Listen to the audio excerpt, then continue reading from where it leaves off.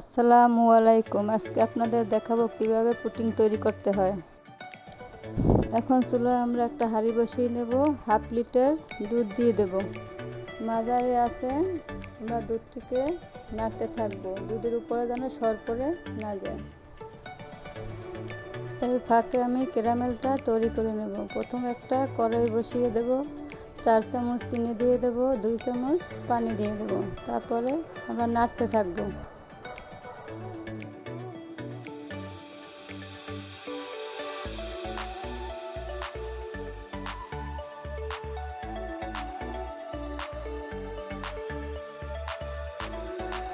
এদিকে আমাদের দুধটা বলক চলে আসছে। এখন আমরা দুধের ভিতরে চিনি দিয়ে দেব। চিনির শিরাটা যখন এরকম কালার চলে আসবে তখন আমাদের ক্যারামেলটা রেডি হয়ে যাবে। এখন আমরা যে পাত্রে পুডিংটা বসাবো সেই পাত্রে ক্যারামেলটা ঢেলে নেব।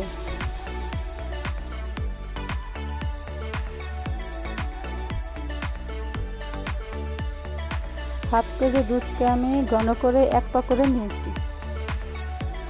এখন আমরা একটি পাত্রতে ডিমটা ফেটিয়ে নেব।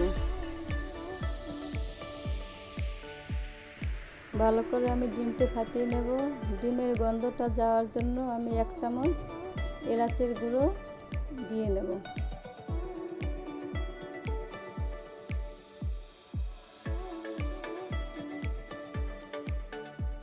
দুধটাকে আমরা ঠান্ডা করে নিয়েছি। এখন আমরা ফেটানো ডিমের ভিতরে দুধটাকে দিয়ে দেব।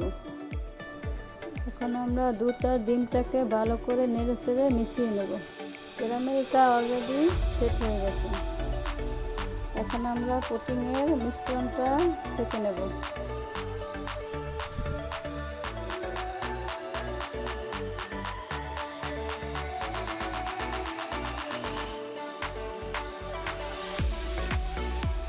এখন আমাদের পুডিংয়ের পাত্রটা ভালো করে আটকিয়ে দেব।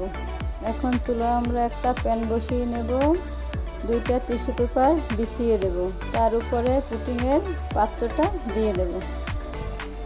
পুডিংয়ের বাটিটার অর্ধেকটা পরিমাণ পানি দিয়ে দেব।